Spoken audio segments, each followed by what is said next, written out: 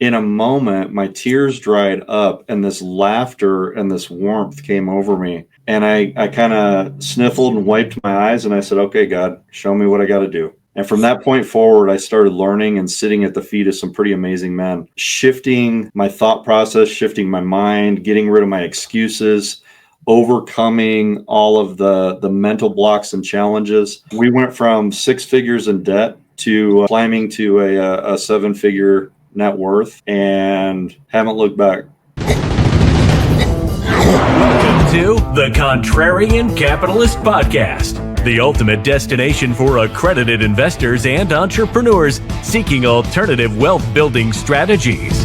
Discover how to fast-track your journey to wealth and time freedom by thinking outside the box. If you're ready to join the ranks of the Contrarian Capitalists and learn the most effective ways to reach your financial goals faster, you're in the right place. Let's get started with today's episode of the Contrarian Capitalist Podcast.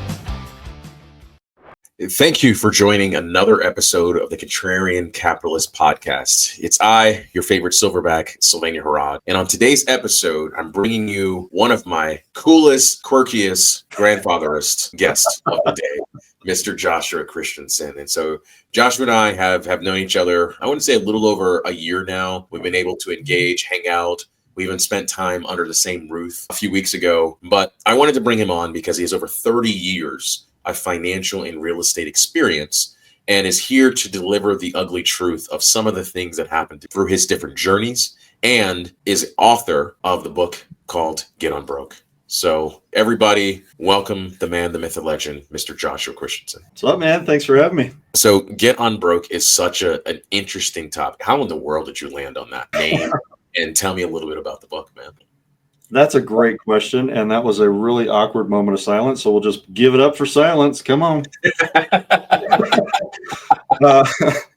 Dude, so I come from a very, very broken, jacked up past. Mm-hmm. I was thinking about this the other day, and I realized that my story is so incredibly unique, and there's nobody else in the world ever that has ever experienced anything like me. Said no one ever. Right. but it hit me because it's like no matter where we come from, we all have this perspective like we're the only ones that this ever happened to, right? But what was really cool, I was having a conversation with a friend of ours, Stephanie Hyde, give a big shout out. I was having a conversation with her the other day, and she goes, you know, everything in your book, everything that you're doing, it's all about get unbroke. You've got the unbroken tribe. Everything you do is unbroken.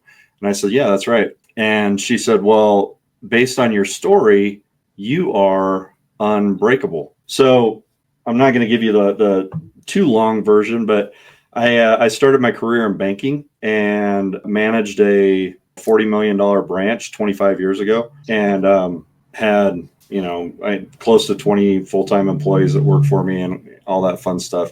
Well, I ended up transitioning into the mortgage world, and it was shortly after my first daughter was born. My wife wanted to come home and stay home, and I needed to make more money because contrary to popular belief, bank managers really don't make all that much money. I needed to replace her income, so I went into straight commission sales 24 years ago. Started writing residential mortgages. Everything was fantastic until this little blip in time. Some people might have heard of it, but it was in 2008, if you know the time I'm talking about. Mm-hmm. The country went through the Great Recession, and suddenly my income dried up and it went away. I mean, we lost everything. I was making about 20% of what I had been making prior to the recession. I followed all of the rules. I started investing in my 401k. I lived below my means. We didn't live high on the hog. We were saving money every month. I was putting money away, doing all the stuff that we're taught to do. When the economy shifted, my income went away, but the expenses that I had didn't go away. And suddenly I was not just broke financially, but I was broken as a man. And I came in, my kids were still knee high. And every time you walk in the door when they're that age, they come screaming across the house like the most amazing thing has just happened. And they both latch onto one of my legs, and they would stand on my feet as I walked through the house, and my girls would look at me and I was their hero. Well, every day during that time, I came home and I felt like the biggest zero in their life. And it was just a miserable, miserable, miserable time. It took me about 3-4 years to get over my victim mentality of how the world crashed around me. The economy sucked. Everybody else was doing well but me. It was the biggest pity party, and I was the only person there. And, but it was a party. But I woke up in 2010, and I was angry because we'd already lost our house in foreclosure. And I'm living in what at that time was my first rental house. We had moved into it. And I resented coming home every day because that was supposed to be making me money. And now I'm living in it. And it was not our lifestyle that we wanted, nothing. So I resented where I lived. I mean, you can imagine the mind games that were going on, right? Yeah. So I'm on my knees one morning and I'm just crying because I'm crying out to God. And I'm like, dude, all I want to do is provide for my family. That's it. Nothing more. I just want to provide for my family. And I'm at this point where I'm not making enough to cover the rent payment. And I'm having to borrow money from family members and from friends and things like that to stay afloat. I was working extra jobs, doing handyman jobs on the weekends, delivering pizza at night. And I heard clear as day, God tells me, you're exactly in the right place that you need to be. And I never promised you that you would provide for your family. I promised I would provide, but I never promised that you would. Are you ready to get out of the way? And in a moment, all those passages, all the scripture about facing trials with great joy, in a moment, my tears dried up and this laughter and this warmth came over me. I kind of sniffled and wiped my eyes and I said, okay, God, show me what I got to do. And from that point forward, I started learning and sitting at the feet of some pretty amazing men and shifting my thought process, shifting my mind, getting rid of my excuses, overcoming all of the mental blocks and challenges. And we went from 6 figures in debt to climbing to a 7-figure net worth and haven't looked back. It's been an incredible journey. Dude, just hearing you say that, I had a very similar experience happen around the same time frame. So I had gotten out of the Army in January of 2008, it was. So, and then I left that, went straight into the insurance business. Yeah. So I went in the insurance business because at that period of time, everything was cupcakes and rainbows. And so I went from making my best year ever in the Army, I think it was like $28,000, to in the span of 6 months, being able to make like $80,000 in 6 months after I left the Army. Right. And I'm like, holy smokes. Like, I am cooking with grease now. Can't nobody tell me nothing. Like, you can't tell me nothing. Like, that was almost the cost of my house that we were living in, right? So we go through that experience, and I'm thinking there, things started cooking. All of a sudden, like, I went a trip. I'm going to Hawaii. And I think I was 23 at the time, 23. I'm like, man, I'm on top of the world, right? And then the bottom fell out. Yep. And the bottom fell out after I had left in 2009. I moved back to Jersey with my friends. Depression started to hit, and I'm just there. And I'm just like, but I'm like with all my friends. We were playing football. We were doing all kinds of things, living it up, going to bars, having crazy tabs, just living life, living the dream. It was right around, I remember it was like end of 2009. Me and my son's mom decided like, okay, we're going our separate ways with different stuff. That happened like early 2009. And then, but 2009, I forgot about how much like guilt and shame I had inside myself. And it was through that experience that the next thing I know, I'm working so I went from making all that money to being at a place where I was making, I think my base salary was like $600 a month.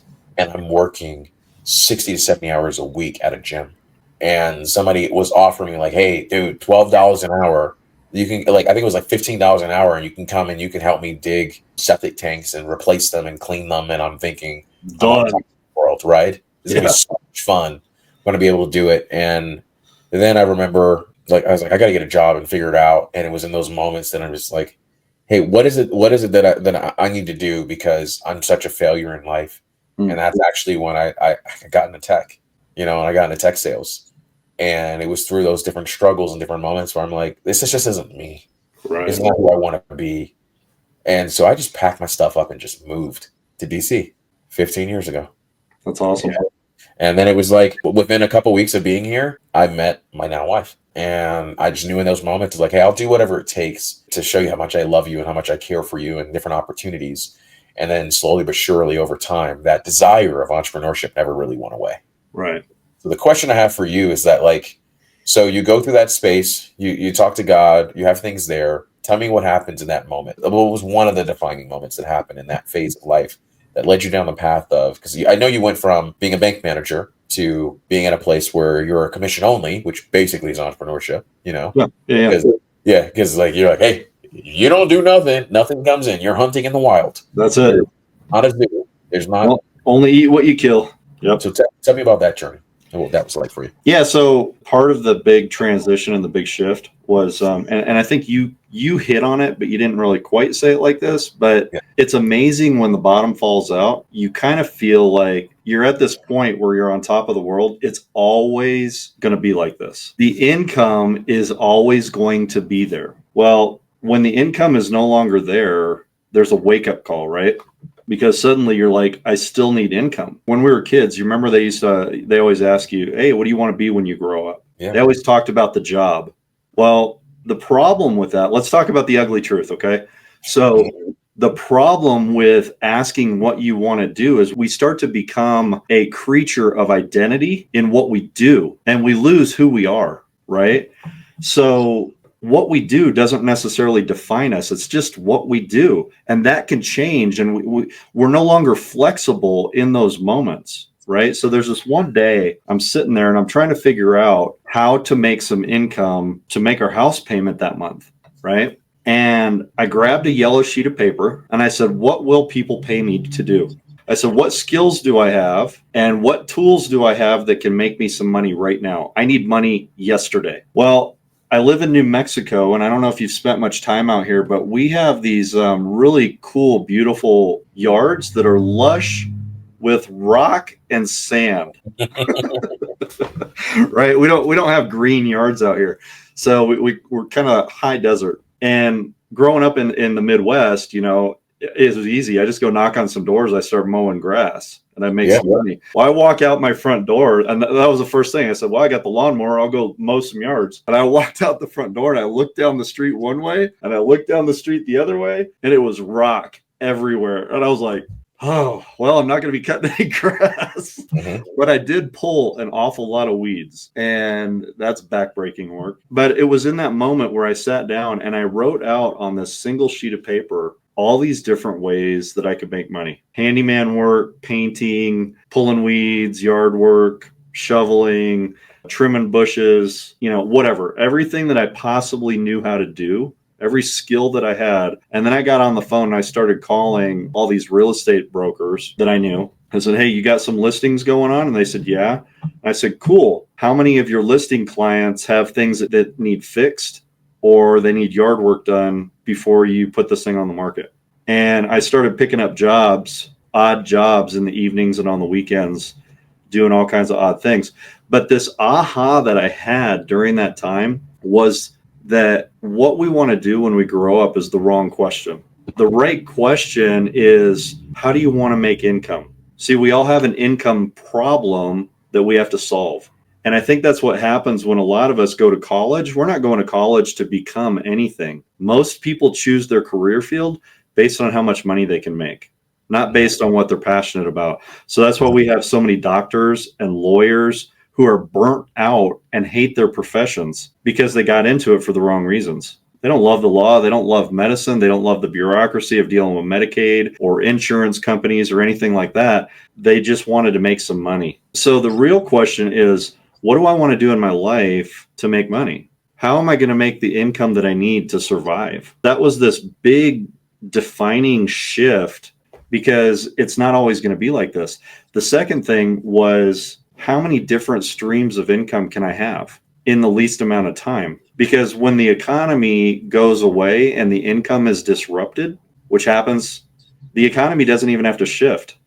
I've known a lot of people who became disabled for whatever reason. They got sick and could no longer work. There was a disruption. There was a divorce that disrupted, and now you have a 2-income family go down to 1 income, but the debt didn't go away. So the biggest factor in our lives a lot of times is this disruption to our income. And most of us don't know how to overcome that because we're so stuck on our job. It's the only way to make money. And so over the last decade or so, I have been shifting from a job mentality to an income-driven mentality. And so I think I have like 11 different streams of income. Some of them are really small and some of them are bigger. Some of them are active income and some of them are passive income. Some of them are residual and some of them are transactional, but they're all these different forms of income that kind of feed. And so that's what I call income stacking. And, so I am at this point now where I help people stack their income, figure out where the treasure is in their current budget, because there's a lot of hidden treasure that people don't realize. And then we just look at these streams of income. Does that answer your question? There's a couple of ahas. So if you think about those, there's two unique ones that I heard through that process. I love the income stacking piece. Because what it happens is you have a diversification of income that's coming in, so that if like the octopus effect, one of the tentacles get cut off, you're fine. You have 7 other that you're relying on. In your case, there's 10 other ones you can rely on. And I think that asking yourself those defining questions around like being a human being rather than a human doing. Yeah, right. It's like, hey, who do I choose to be when I grow up? And so I love the perseverance you went through of going through. And I was thinking of that analogy because all of those of us that can persevere through anything that happens and has resilience in life, we've all had moments where it's like, oh shit, hey, I'm running out of month. There's way more month left than I have money left. And I'm going to try to figure this thing out. And like just going through the process of like, all right, what skill do I have and how can I go provide it to people? And I thought the unique way you were explaining about the real estate side, it was just very, very, very quirky. It's like, hey, you got to figure it out.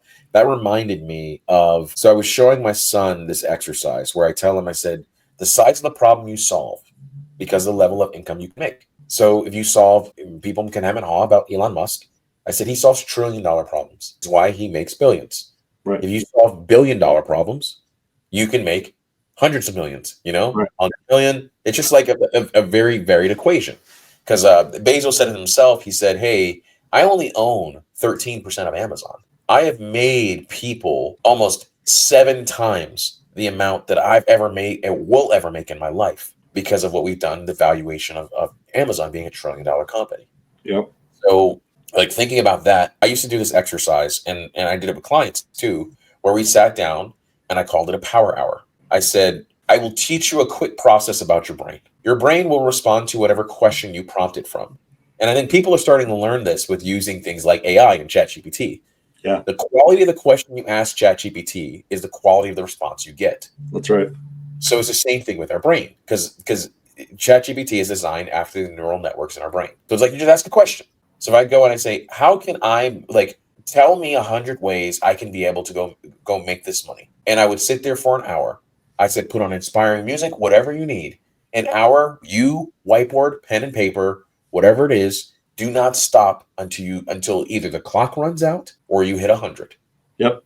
And they would go through, scribble all things down, and then get to a point by the end, they're like, holy crap. So what's the actual excuse you have?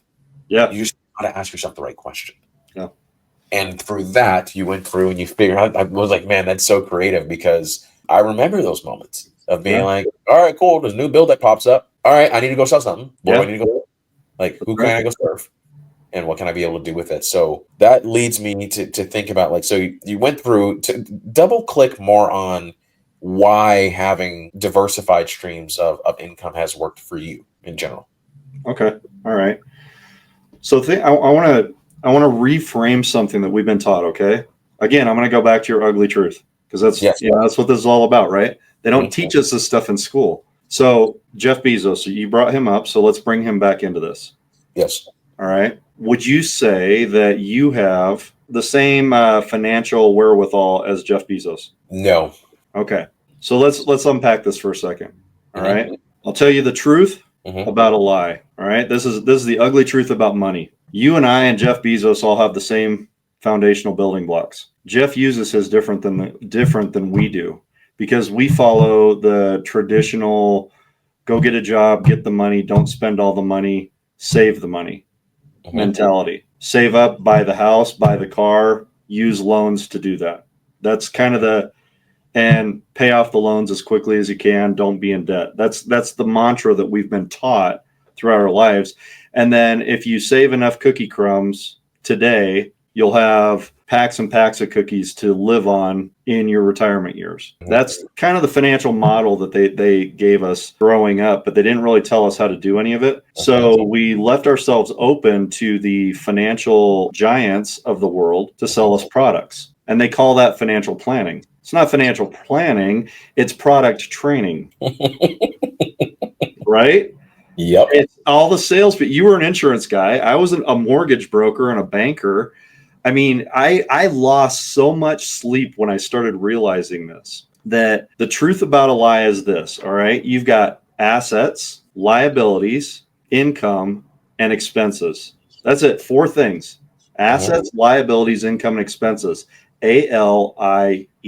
And if you can understand the relationship between your assets and your income and your liabilities and your expenses, or your assets and your liabilities, your income and expenses, if you can understand the relationship and how those things all interact and interweave, it becomes a filter for all of your money decisions. So Bezos or Warren Buffett or Donald Trump or any of these billionaires out there, Elon Musk, they go out and if they want to raise, they go buy an asset, and the asset creates income. So recently, Musk goes out and he spends $40 billion to give himself a raise buying Twitter, rebrands it, renames it, and it's made him so much money, and it continues to grow. He bought a raise. Well, they don't teach us to buy a raise. They teach us to go beg for a raise from a boss that may or may not like us, and then he might give us a 2% raise, which for most of us equates to like a quarter an hour. It's nothing. It doesn't do anything for us. And so understanding the relationship between assets and income, that your assets should drive income in your life. Most of us go out and buy assets that the financial planners told us were assets, like cars and things that require maintenance and require taxes and require, all these things. They're liabilities. They take money out of our pocket. Assets should put money in our pocket. Every day that we own them, they should put money in our pocket. The home that we live in, as long as we live in it and it requires upkeep, maintenance, and all those things, mortgage payments, it's taking money out of our pocket. So the house we live in, the only time it becomes an asset is the day you sell it, or you turn it into an income producer and you put it to work. Your money should be your biggest baby maker in the world, right? You send that money out there and you say, go make me beautiful little babies and bring them back. I mean, that's what our money should do for us. But we weren't taught that. We were taught to save it and put it into a safe, secure place, which is actually the highest risk place on the planet. So this income diversification, it started becoming more about asset allocation and asset acquisition than it did income. We've done a couple of $45 million apartment acquisitions, done some smaller ones that were 8-9 million, couple million. So we did syndications with those. Syndications is a really big buzz right now in the world, that you can go out and you can make all this money without having to have any of your own money. All right, let me give you the ugly truth about that. If you really think that syndication is this really cool place where you can scale and you can build this incredible net worth, when you're starting out and you don't have anything, the banks won't give you money because you don't have any experience. You don't have any units under management. You haven't cut your teeth. So you have to go out and you have to find a sponsor who will sponsor you, and your sponsor is going to take the lion's share of all the equity in that deal. You're going to carve out equity for all the investors that you go out and you buy, and your sponsor is going to sign on the dotted line for the debt, use their experience and whatnot. They're going to keep the lion's share of your general partnership. You're going to get this small, itty bitty, tiny little percentage, and you're not going to get paid squat. Your name's on it, And I can claim that I own 408 units on 2 properties. I can claim that. I have zero income from it. The day I get paid on that property will be the day that we sell those properties. But I still have work involved. I've still got sweat equity that I got to put in for that future payout. And that future payout isn't really all that impressive. The only thing impressive about it is that I have 400 units I can put on my resume. That's the only thing impressive about it.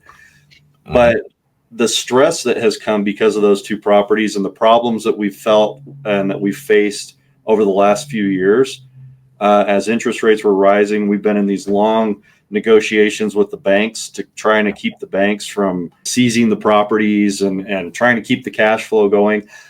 The amount of stress that we have dealt with has not been worth the reward, and I didn't really scale much. So that was an ugly truth for new beginners trying to think that syndication is the silver bullet. I bought a single family condominium in August using a creative strategy that I came up with here several years ago. I put a 3% down payment down on this thing, and it's kicking off $350 a month. I make more on that single family condominium than I make on 408 units of property. And I own it all. I own 100% of it. If I sell that in 5 years, I will walk away with a larger check than I will on those 408 units that were $45 million each. It's almost $100 million worth of real estate, and I'll walk away with more on this $200,000 condo because I own it. It's mine, right? So, I mean, there's all these different paths. Now, I still want those units. I still want them on my portfolio. I still want them because you learn things, right? You learn how to structure deals. You learn how to put things together. There's an education process that's involved in every single thing we did. I heard a quote earlier today, actually. It was Charlie Munger. You know Charlie Munger? He worked with Warren Buffett. Yeah, his partner. So Charlie, we always talk about diversification, right? And Charlie goes, diversification is the stupidest thing I've ever heard in my life. And he said, you need to master one thing. Put all your energy and focus on one thing. Get really, really good at it and make a whole bunch of money doing one thing. Become a master at it. And then after you've made a lot of money, then diversify to protect what you've built. You know, so many people get into this area of diversification and they spread themselves so thin that they're a jack of all trades and a master of none. And it kind of screws them up, and they can't figure out why they're not doing well, why they don't seem to be able to get ahead. So, you know, so I got the majority of my net worth is tied up in real estate. I have a small dividend portfolio that kicks off some income, and you know, we got our stock portfolio or our real estate portfolio that kicks off income. And I've got my real estate brokerage. I've got associate brokers that work under me that, you know, when they generate sales, I get paid on those. I get, you know, we do some transaction coordinating for some brokers. So every time that business comes in, we provide a service. We get paid for that. So there's like multiple different ways to skin the cat. We have a property management company. We don't own the properties. We just take 10%. We take 10% for managing the leases and you know, managing the maintenance on them. And so and I've leveraged that by having partners who do all the daily operations on the properties. So I go out and I acquire clients. They manage the process and manage all the properties.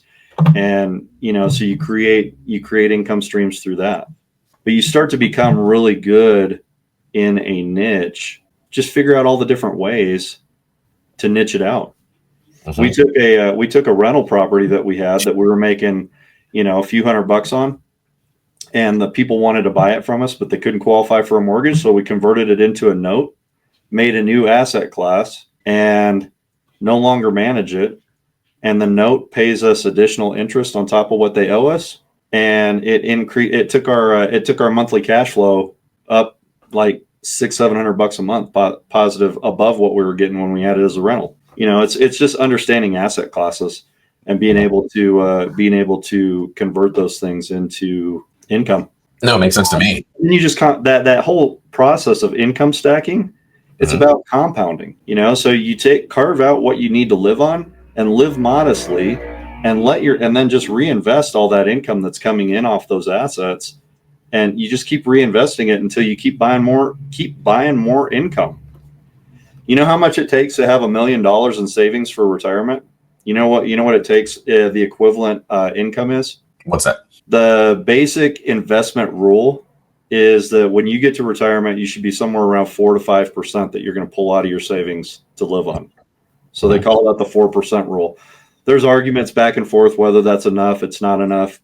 Really, that you can only answer that by knowing how much you have in that account. It's a sliding scale.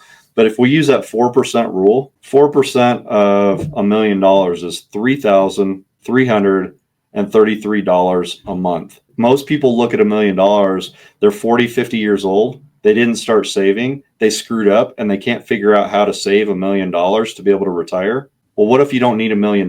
You only need $3,333 a month in income. I can show you how to do that in a couple of years, because income is what we need in retirement. They don't teach us that in school. And retirement, all retirement means, most people think it's like, well, when I get to 65, I can retire. No, you can retire when you replace your income. You can retire. You can quit that job that you hate. That's called retirement. You walk away from the job that you hate. That's retirement. Give you the gold watch, give you the little plaque off the door, and congratulations, you've retired.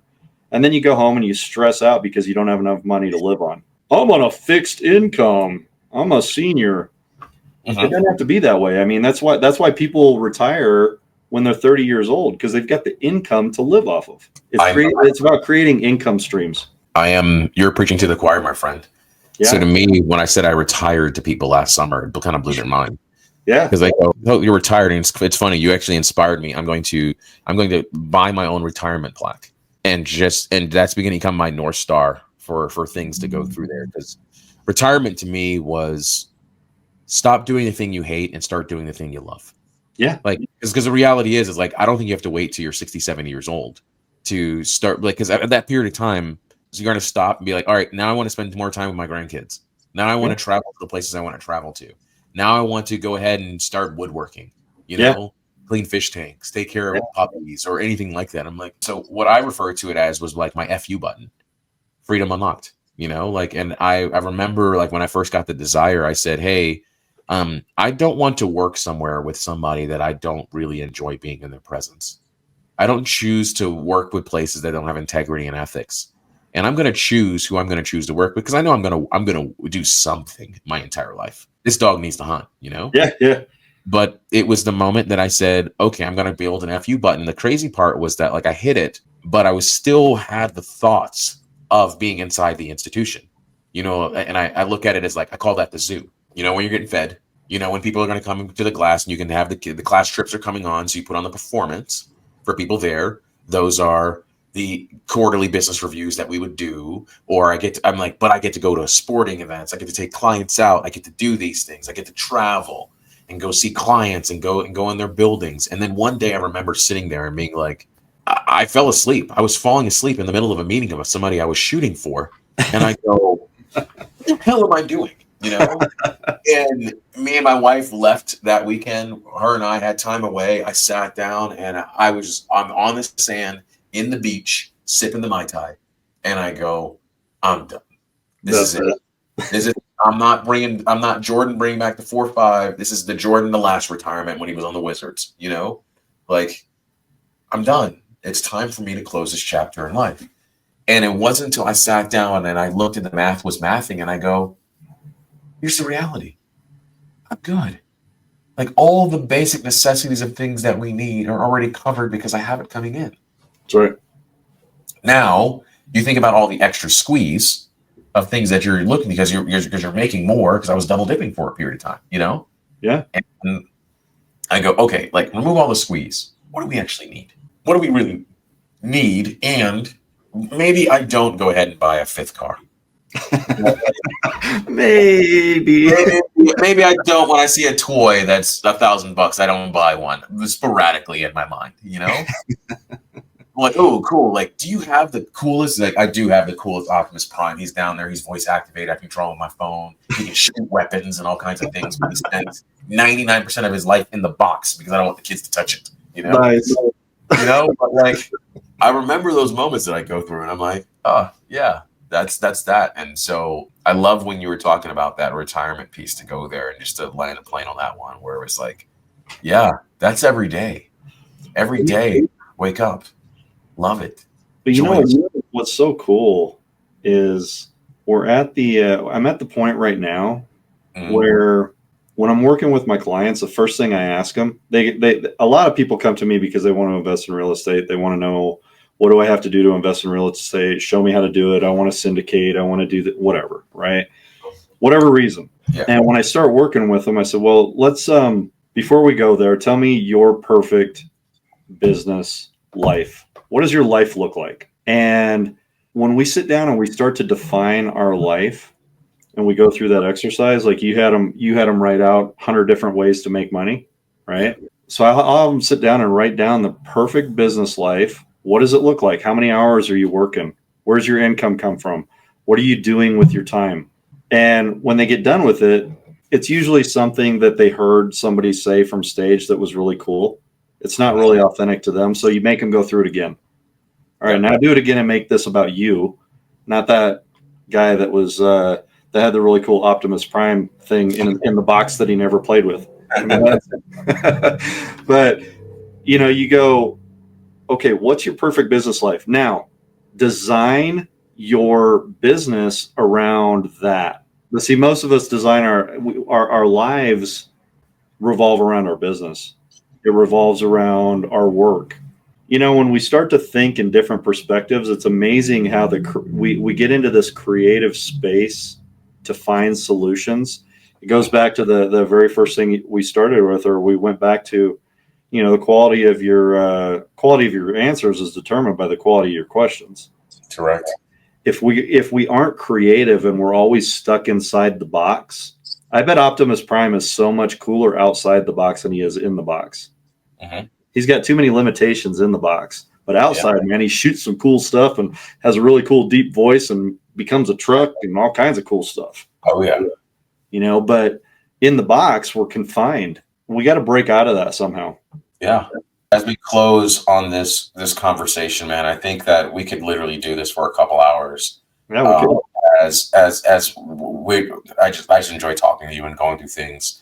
I want to ask you, there's going to be two questions. The first question I'll ask now. The second question I'll ask afterwards. The first question is, I want you to think of the situation and you're going to say one word to this person. They're at a place where they're kind of on the fence. They have this desire to, like, they want to spread their wings and start creating their freedom unlocked formula, but the desire to create that and actually access their freedom is being weighed down by the weight of comfort in that current moment. What's one thing you would say to that person? I'd tell them to learn how to create micro wins.